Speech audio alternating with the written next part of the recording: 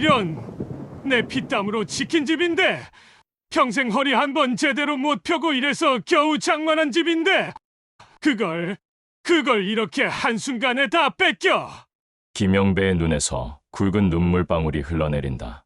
그의 주먹은 피가 맺힐 정도로 바닥을 내려친다. 영감, 그만해요. 손 다쳐요. 김영배는 아내의 손을 뿌리치고 허공을 향해 절규하듯 소리친다. 당신은 괜찮냐고. 평생 당신 고생 안 시키려고, 늙어서는 편하게 살게 해주려고 이 몸 부서져라 이랬는데, 결국 이 꼴이 됐잖아. 김영배는 천장을 올려다보며 마치 신에게 따지듯 외친다. 대체 왜 나한테 이런 시련을 주는 거요? 내가 뭘 그렇게 잘못했기에 평생 남 속여본 적도 없고 정직하게 살아왔는데, 왜 내 자식이라는 놈은 나를 배신하고, 왜 저런 썩어빠진 사기꾼 놈들에게 내 모든 걸 뺏기게 하냐고. 김영배의 목소리는 갈수록 격앙되고 온몸을 부들부들 떨며 분노를 표출한다. 김영배는 고개를 숙여 자신의 낡은 옷을 부여잡고 처절하게 오열한다. 이렇게 끝날 수는 없어. 절대 이대로 무너지지 않을 거야. 내 피 맺힌 절규를 이 세상에 똑똑히 들려줄 테다.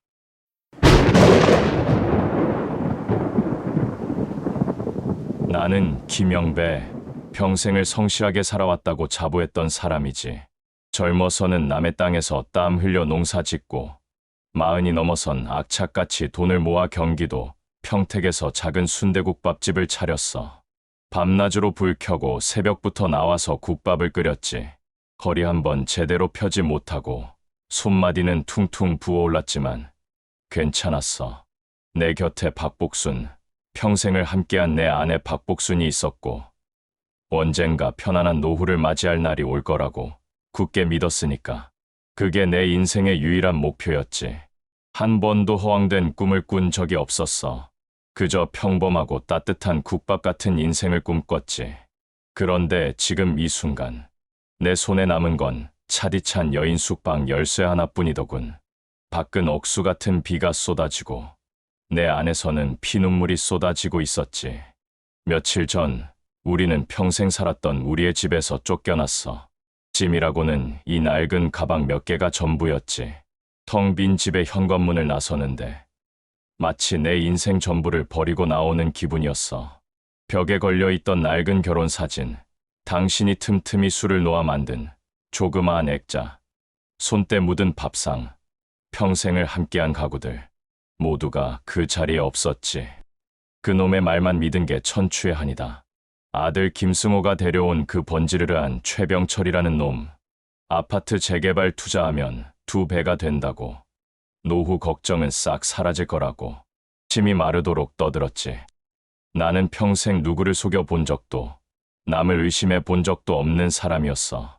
그저 내가 열심히 살면 내 인생도 성실하게 보답해 줄 거라고 믿었지. 그게 이렇게 큰 비수가 되어 돌아올 줄은 정말 몰랐어. 당신과 내가 평생 모은 돈, 그놈들에게 다 뺏기고 이 신세가 되었으니 미안하오. 정말 미안하오. 영감, 우리 집은?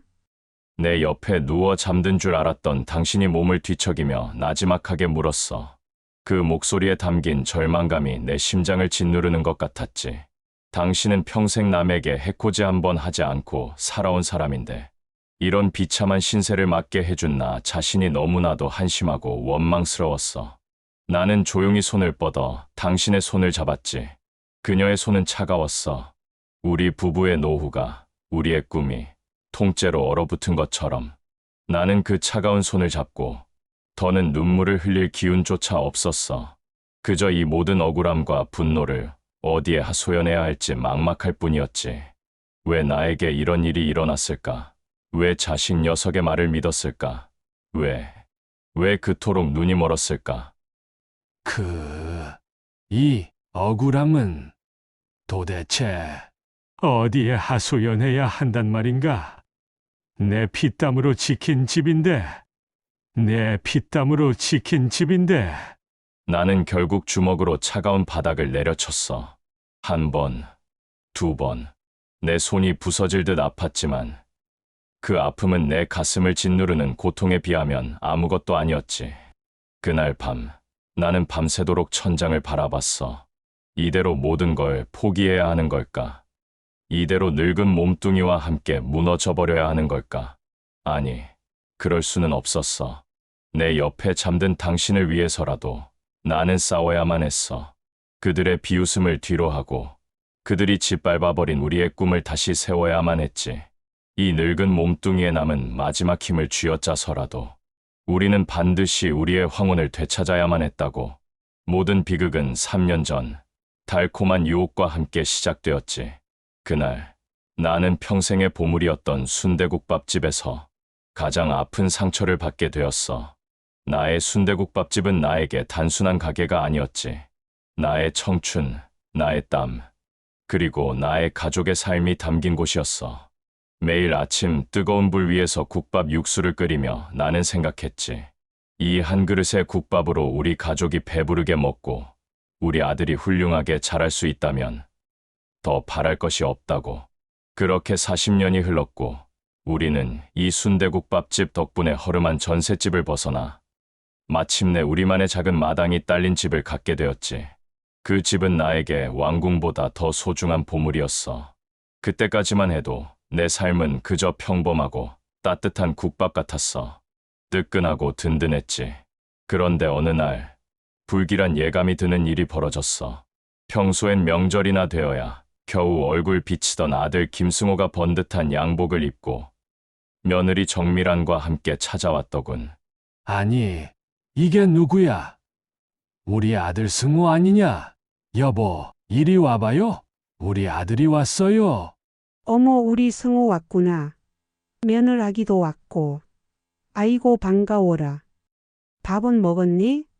내가 국밥 한 그릇 말아줄까? 녀석들의 눈은 탐욕으로 번들거리고 있었어. 애미의 노후 자금까지 탐내는 그 뻔뻔함에 피가 거꾸로 솟는 기분이었지만 자식 이기는 부모 없다고. 결국 나는 녀석들의 달콤한 유혹에 넘어가고 말았지. 그게 내 인생 최대의 실수였다는 걸 그때는 알지. 아버지, 요즘 부동산 투자가 대세예요. 저희가 기가 막힌 재개발 정보를 알아왔어요. 이 돈으로 목돈 만들어서 저희도 얼른 성공해서 아버님, 어머님 호강시켜 드려야죠. 맞아요, 아버님. 요즘 은행 이자로는 어림도 없어요. 이 돈으로 목돈 만들어서 저희도 얼른 성공해서 아버님, 어머님 호강시켜 드려야죠. 내 노후를 걱정하는 척하는 그들의 위선적인 미소. 나는 그 미소 뒤에 숨겨진 차가운 계산을 보지 못했지. 나는 그저 내 자식들이 잘 되기를 바라는 평범한 아버지였을 뿐이었어. 이제 와서 생각해보니 그때 왜 그토록 순진했을까? 왜 한 번만 더 의심해보지 못했을까? 수많은 후회가 나를 덮쳐왔어. 그들의 말은 마치 지옥으로 향하는 아름다운 꽃길처럼 달콤했고 나는 의심 없이 그 길을 걸어갔지. 나의 황혼을 되찾기 위한 피 맺힌 절규의 시작이었다는 것을 모른 채 말이야. 아들 김승호와 며느리 정미란이 소개해준 최병철이라는 남자는 처음부터 어딘가 미심쩍은 구석이 있었지. 나보다 한참 어린 나이인데도 머리부터 발끝까지 번지르르한 양복을 빼입고 값비싼 시계를 차고 있었어.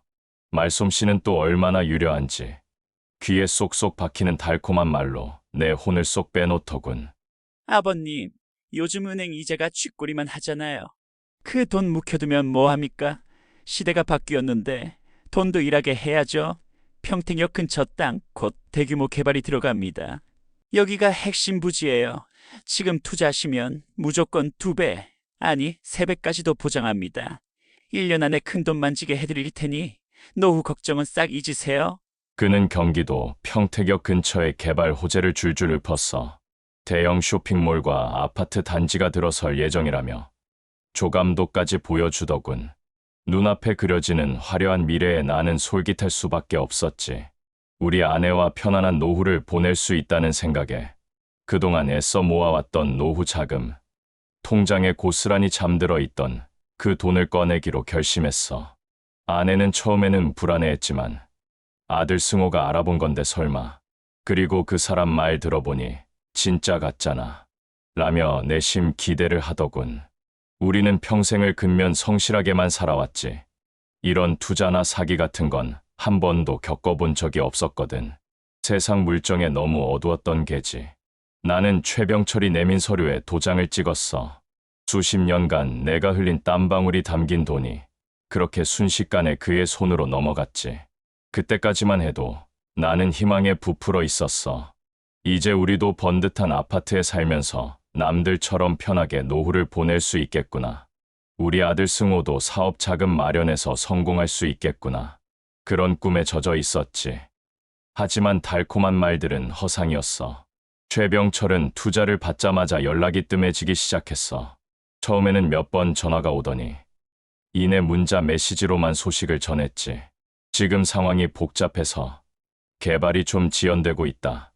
곧 좋은 소식이 있을 것이다 등등. 늘 비슷한 변명만 늘어놓더군. 나는 불안한 마음에 아들 승호에게 연락했지만 녀석도 나를 안심시키기만 할 뿐 시원한 대답을 해주지 않았어. 아버지, 좀만 더 기다려보세요. 워낙 큰 프로젝트라 시간이 좀 걸리는 거예요. 저도 다 알아보고 하는 거니까 걱정 마세요. 아버님, 저희도 다 투자금 묶여서 힘들어 죽겠어요. 좀 기다려주시면 안 돼요? 저희도 얼마나 마음고생하고 있는데. 녀석들의 목소리에는 짜증과 불만이 섞여 있었어. 마치 내가 귀찮은 존재라도 되는 것처럼 말이야. 노후 자금을 잃을 수도 있다는 불안감보다 자식에게 외면당한다는 서운함이 더 컸던 것 같아. 가슴 한구석이 싸늘하게 식어갔지. 그렇게 1년, 2년이 흘렀어. 그리고 마침내 청천벽력 같은 소식이 들려왔지. 뉴스에서는 최병철이 다른 대규모 부동산 사기 사건으로 검찰에 구속되었다는 보도가 터져나왔어. 그가 투자받은 땅은 가치 없는 맹지에 모든 서류는 위조된 것이라는 소식이었지. 나는 그 자리에서 주저앉고 말았어. 내 전 재산이, 내 평생의 노력이 한순간에 물거품이 된 거야. 믿을 수 없었어. 꿈일 거라고 생각했지. 여보, 여보, 우리 돈. 아내는 내 어깨에 기댄 채 아무 말도 하지 못하고 그저 흐느끼기만 했어. 우리는 서로를 붙잡고 울었지. 울음 말고는 할 수 있는 게 아무것도 없었어. 통장에 찍혀있던 영원할 것만 같았던 숫자들이 사라지고 남은 건 빚더미뿐이라는 사실이 우리를 짓눌렀어. 평생 일궈온 순대국밥집 보증금마저 위태로운 상황이었지. 절벽 끝에 서 있는 기분이었어. 아들 승호에게 연락했지만 녀석은 이제 내 연락을 피하기 시작했어. 처음에는 전화를 받지 않더니 나중에는 아예 연락조차 닿지 않았지. 그 순간 나는 내가 평생을 바쳐 키운 자식들에게도 버림받았다는 절망감에 휩싸였어. 내 자식들이 이런 비극을 가져다 줬다는 사실보다 이토록 무책임하게 우리를 외면한다는 사실이 더 고통스러웠어. 심장이 찢어지는 것 같았지. 이 세상에 혼자 남겨진 듯한 외로움과 막막함이 나를 집어삼켰어. 그렇게 우리는 모든 것을 잃고 길거리에 나앉았어. 평생의 안식처였던 우리 집을 떠나 낡은 여인숙으로 향하던 발걸음은 천근만근 무거웠지. 아내의 손을 잡고 걷는데 내 가슴은 찢어지는 듯 아팠어. 차라리 모든 게 꿈이었으면 좋겠다고 수없이 생각했지. 하지만 차가운 비가 내 어깨를 적실 때마다 이것이 잔혹한 현실이라는 것을 깨달았어. 그래도 우리는 포기할 수 없었지. 내가 무너지면 아내마저 무너질 것 같았거든. 우리는 순대국밥집을 계속 운영해야만 했어. 손님들의 발길은 눈에 띄게 줄었지만 우리는 꿋꿋하게 가게 문을 열었지. 국밥을 끓이는 내 손은 더 이상 뜨겁지 않았어. 내 마음이 차갑게 식어버렸으니까 그저 하루하루를 버티는 것 외에 다른 희망은 없었지. 그러던 어느 날이었어. 그날도 가게는 한산했지. 낡은 카운터에 기대앉아 멍하니 창밖을 바라보고 있는데 익숙한 얼굴이 들어서더군. 우리 가게 단골 손님이었지. 늘 정장 차림의 깔끔한 인상이었어. 이름은 몰랐지만 그는 매주 한두 번씩 꼭 들러서 국밥 한 그릇을 비우고 가는 사람이었어. 그 젊은이가 내 앞으로 와 앉았지. 나는 힘없이 국밥 한 그릇을 내어줬어. 그는 국밥을 후루룩 한 입 먹더니 숟가락을 내려놓고 나를 뚫어지라 쳐다봤어. 영감님, 할머님, 요즘 안색이 많이 안 좋으세요? 가게 분위기도 예전 같지 않고. 무슨 일 있으신가요? 나는 그 질문에 대답하기가 망설여졌지. 늙은이가 사기를 당했다는 사실이 너무나도 비참하고 창피했거든. 괜히 남에게 짐을 지우는 것 같기도 했고, 나는 그저 괜찮다고, 그저 피곤해서 그렇다고 둘러대려 했어. 그런데 내 옆에 있던 아내가 끝내 참지 못하고 눈물을 터뜨리고 말더군. 선생님, 우리가 평생 모은 돈을 다 날렸어요. 아들놈 믿고 투자했는데, 우리 이제 갈 곳도 없어요. 아내는 그에게 선생님이라고 불렀어. 평소 같으면 그저 젊은이라고 불렀을 텐데, 얼마나 절박했으면 그렇게 정중하게 도움을 청했을까. 그 순간 나는 그의 정장 주머니에서 슬쩍 비치는 명함을 봤어. 흐릿하게 보였지만 법률사무소와 변호사라는 글자가 눈에 들어왔지. 아, 그래서 그가 늘 그렇게 깔끔한 차림이었구나. 매번 같은 시간에 찾아와 국밥을 먹고 가던 그의 모습이 문득 떠올랐어. 그는 법률사무실 직원인가 보군. 그는 말없이 아내의 울음을 지켜봐 주었어. 나는 그저 고개를 숙인 채 주먹을 꽉 쥐었지. 억울함과 분함이 한꺼번에 밀려왔어. 나는 결국 모든 것을 털어놓고 말았어. 아들놈이 소개해준 사기꾼, 평생의 노력을 한순간에 잃어버린 이야기, 울먹이는 내 목소리를 그는 한마디도 놓치지 않고 귀담아듣더군.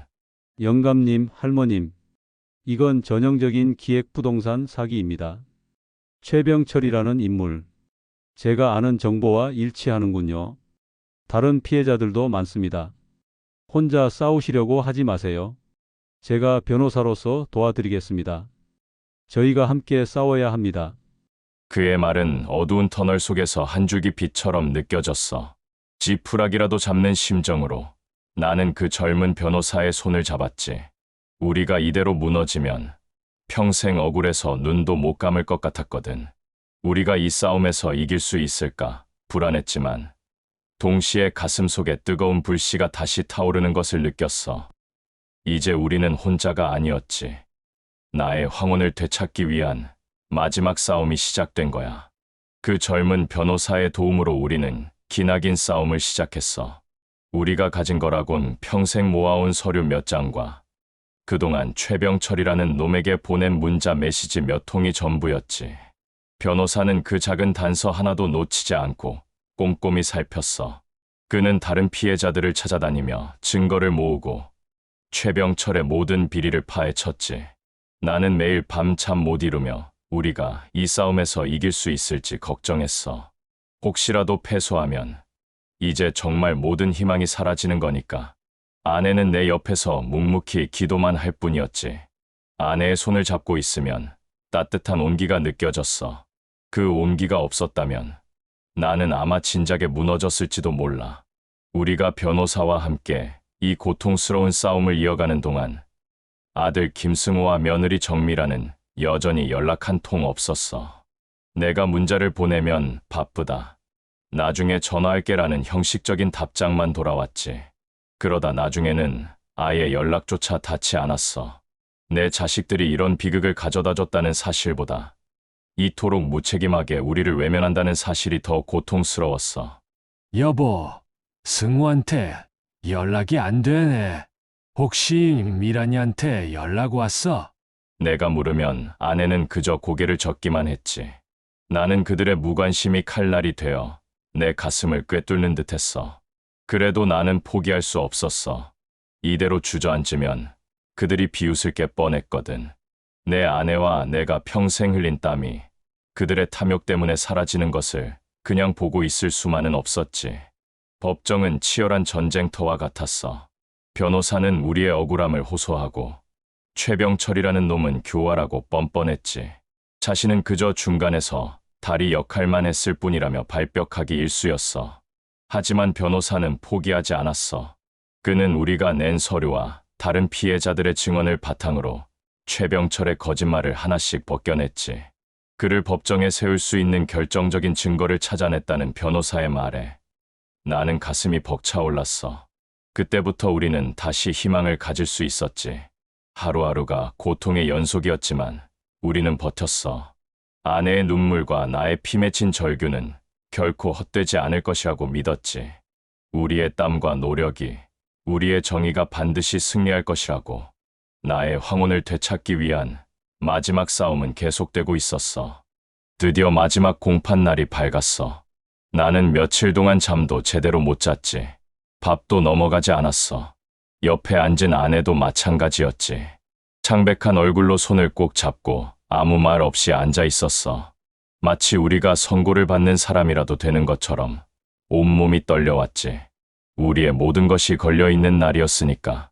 법정 안은 팽팽한 긴장감으로 가득했어. 최병철이라는 놈은 여전히 뻔뻔한 미소를 띠고 있었지. 마치 모든 것을 가지고 놀고 있다는 듯한 여유로운 표정이었어. 그 얼굴을 보자 내 안에 쌓였던 분노가 다시 치밀어 올랐어. 노인네들이 뭘 안다고? 법은 돈 있는 사람 편이야. 그동안 재미있게 노셨으니 이제 그만하시지. 그는 나를 향해 나지막하게 비웃었지. 나는 그 비열한 말에 이를 악물었어. 이대로 무너질 수는 없었지. 내 아내와 내가 평생 흘린 땀이 저 놈의 비웃음 아래 짓밟히는 것을 가만히 두고 볼 수는 없었어.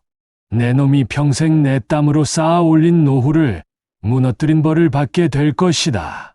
나는 그를 향해 소리치고 싶었지만 목소리가 나오지 않았지.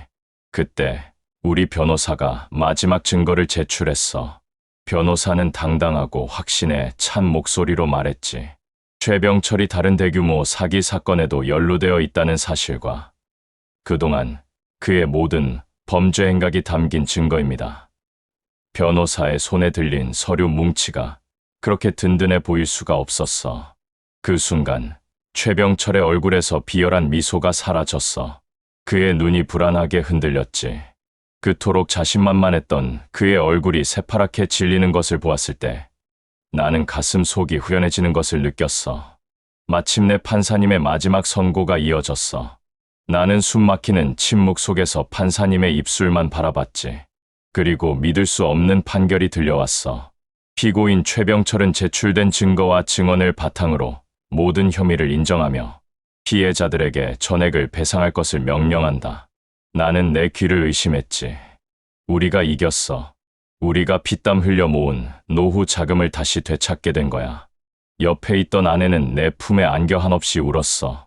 나는 더 이상 눈물이 나오지 않았지만 가슴은 벅차올랐지. 억울함과 고통이 한꺼번에 씻겨 내려가는 듯한 감격과 해방의 순간이었어. 최병철은 법정에서 끌려나가며 우리를 향해 저주를 퍼부었지만 더 이상 그의 말은 내게 아무런 의미가 없었어. 그의 얼굴은 분노와 좌절로 일그러져 있었지. 나는 그를 보며 생각했어. 이제야 내가 땀 흘려 번 돈의 소중함을 알게 될 것이다. 변호사는 우리를 보며 환하게 웃어주었어. 그에게 진심으로 감사했지. 그 순간 나는 비로소 진정한 자유를 얻은 기분이었어. 우리의 땀과 노력이, 우리의 정의가 승리한 날이었지. 그리고 나는 그토록 갈망했던 우리의 황혼을 다시 되찾을 수 있다는 희망을 보았어. 몇 달이 흘렀어. 우리는 변호사님의 도움으로 잃었던 돈을 모두 되찾았지. 그리고 우리의 작은 순대국밥집도 다시 활기를 되찾았어. 법정에서 승소했다는 소식이 퍼지면서 사람들은 우리에게 격려와 응원을 보내줬지. 국밥집 문을 열고 있으면 영감님, 할머님, 정말 고생 많으셨어요. 라며 손을 꼭 잡고 가시는 분들도 많았어.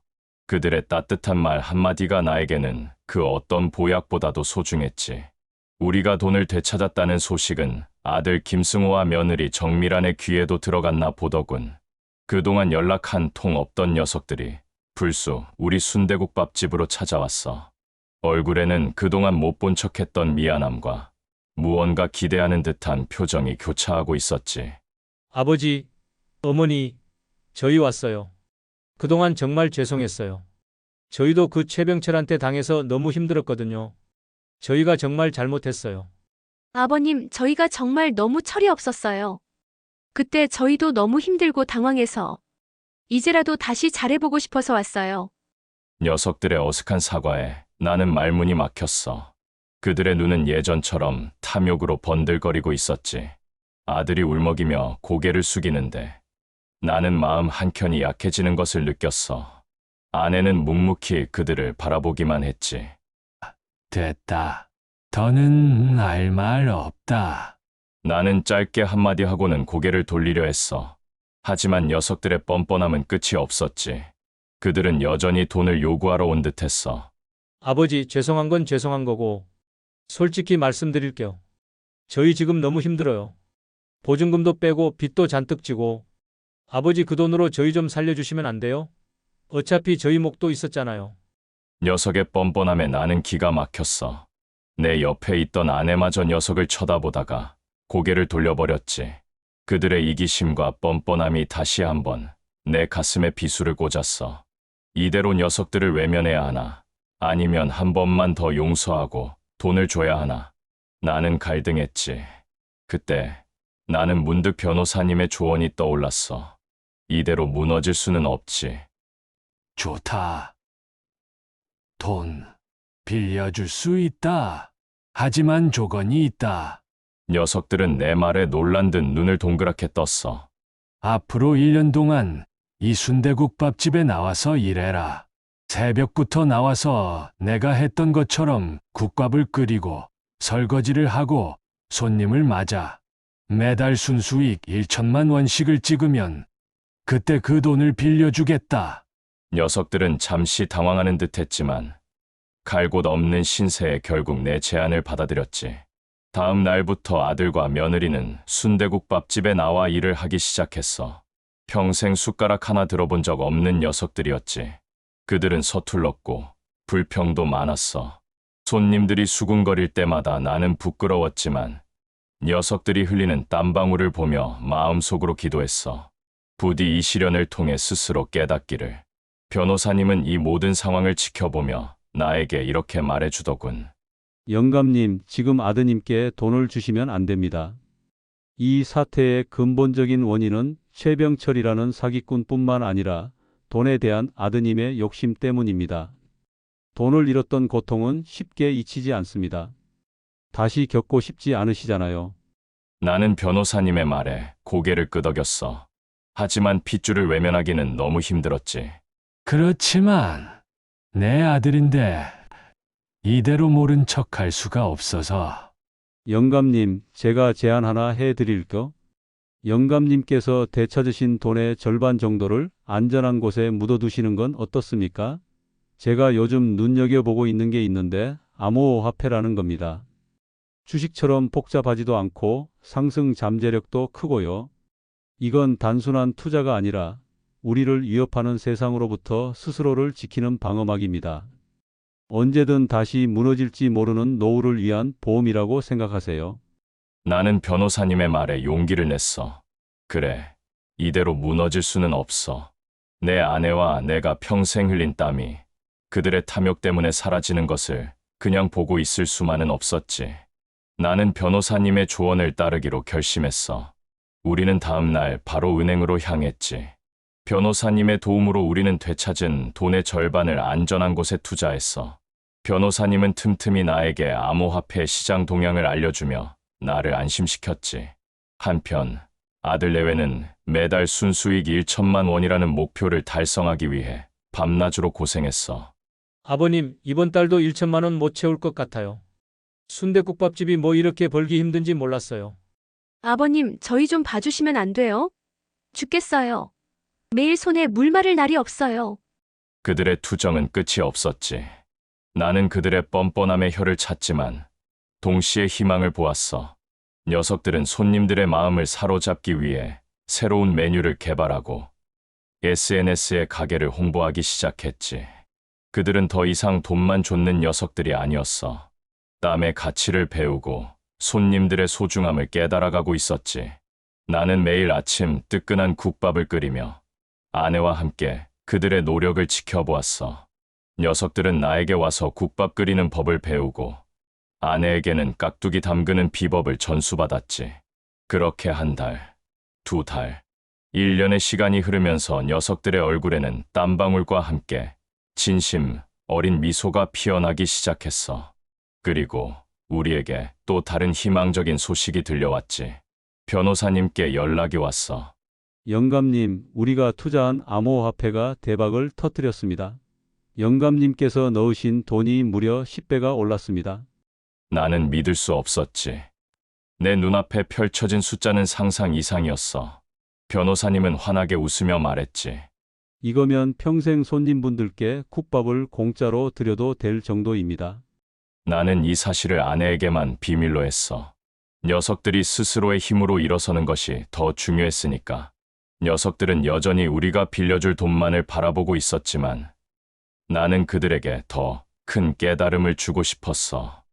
1년이 되던 마지막 날, 아들 내외는 드디어 목표를 달성했어. 손님들로 가게가 북적였고 녀석들은 지친 기세가 없이 환한 미소로 손님들을 응대했지. 나는 그 모습을 보며 가슴이 벅차올랐어. 녀석들이 드디어 진정한 땀의 가치를 깨달은 거야. 나는 녀석들을 조용히 불렀어. 수고했다. 승우야, 미란아.